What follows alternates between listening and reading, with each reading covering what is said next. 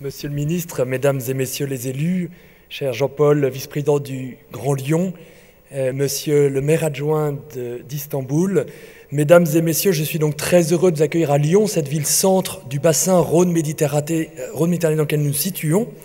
Je souhaite également saluer tous les membres des comités de bassin de Rhône-Méditerranée et de Corse ici présents, ainsi que tous nos partenaires étrangers avec lesquels nous avons développé de longues relations depuis des années et qui sont ici présents. Je vous en remercie. Le Forum mondial de l'eau constitue un enjeu et un lieu unique d'échange. Notre ambition est de faire, nous l'avons dit, du Forum de Marseille le forum des solutions. Les solutions ne pourraient pas se mettre en œuvre sans une implication prioritaire des autorités locales. C'est ce que nous avons toujours cru dans les agences de l'eau depuis leur fondation dans les années 60. Premièrement, nos programmes d'action pour 6 ans sont arrêtés avec des avis conformes des comités de bassin où dominent les autorités locales. Deuxièmement, 2/3 de nos financements reviennent directement aux autorités locales, aux collectivités, pour mener des projets en faveur de la lutte contre les pollutions, l'équipement, la préservation des ressources et la gestion de l'eau. Mais nous souhaitons aller plus loin également en développant une gestion concertée de l'eau avec les autorités locales qui prennent la tête des structures de gestion dans ce bassin. La directive 4 sur l'eau de l'Union européenne est venue accentuer ce phénomène en 2000. Elle a instauré une culture de résultats, là où prédominait encore une culture simplement de moyens. L'esprit du pacte d'Istanbul souffle fort, souffle en Europe. Par exemple, cette directive 4 sur l'eau a fixé des objectifs fondamentaux, comme l'atteinte du bon état des eaux en 2015. En France, nous sommes fixés l'objectif de 66% des masses d'eau en bon état écologique d'ici 2015, contre 50% environ aujourd'hui. La non-dégradation de l'eau, également la réduction, la suppression des substances dangereuses. Ce sont autant d'objectifs concrets et mesurables qui sont dans l'esprit du pacte d'Istanbul et ce que nous voulons réaliser aujourd'hui ensemble. Nous allons, à la suite de cet événement à Lyon, poursuivre notre engagement dans la direction de la préparation du forum en engageant les collectivités toujours plus nombreuses à signer le pacte d'Istanbul. Plusieurs communes ont déjà signé ce pacte. Nous souhaitons rejoindre cet objectif de 1000 signatures du pacte d'Istanbul à Marseille en mars 2012. Nous avons également dans le bassin Rhône-Méditerranée 2 villes championnes.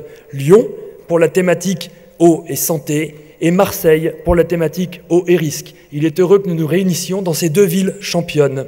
Nous ferons connaître ces 2 exemples pour susciter d'autres engagements d'ici Marseille. Nous avons commencé en partenariat avec les collectivités locales, à préparer des événements qui se dérouleront pendant le forum de mars 2012, en particulier des conférences-débats et la visite de l'étang de Thau, près de Montpellier, que nous préparons avec le département de l'Hérault et qui permettra de présenter des solutions concrètes sur une situation de milieu très fragile avec une forte pression de l'urbanisation. Nous allons lancer d'ailleurs dès le mois de juin et pour le mois de mars 2012 des visites autour de Marseille pendant le forum pour illustrer des thèmes de solutions qui ont pu être mis en œuvre dans cette région. Toutes les agences de l'eau préparent également dans leur bassin des événements qui auront lieu à Metz, Paris, Orléans, Douai ou Toulouse et je vous y invite à vous mobiliser très nombreux. Enfin, pour terminer mon intervention, je voudrais évoquer la coopération décentralisée. En France, une loi du 9 février 2005, appelée loi Oudin-Santini, je crois que le sénateur Oudin nous rejoint aujourd'hui. J'ai trop de lumière pour le voir, mais je crois qu'il est déjà parmi nous. Merci d'être là avec nous, a posé la pierre fondatrice de cette politique en fixant l'objectif de consacrer 1% du budget des services et de la distribution d'eau potable et d'assainissement des collectivités à des opérations de coopération décentralisée. À l'agence de l'eau Rhône-Méditerranée et Corse, pour la première fois en 2010, nous avons tenu cet objectif de 1%. Au total de toutes les agences, nous avons versé 27,5 millions d'aides en coopération décentralisée de 2007 à 2010 pour soutenir 530 opérations dans le monde entier. En complément, l'Agence de l'eau Rhône-Méditerranée et Corse intervient aussi dans des collaborations institutionnelles avec des organismes de bassins étrangers. Les thèmes les plus recherchés de notre coopération sont notre savoir-faire sur la concertation des acteurs de l'eau, la planification et les informations sur les ressources en eau et la mise en œuvre du principe pollueur-payeur.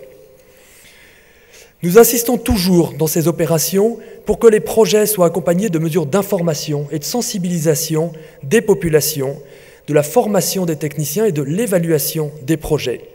Encore bienvenue dans ce merveilleux bassin du fleuve Rhône. La communauté mondiale attend vos solutions. Je vous remercie.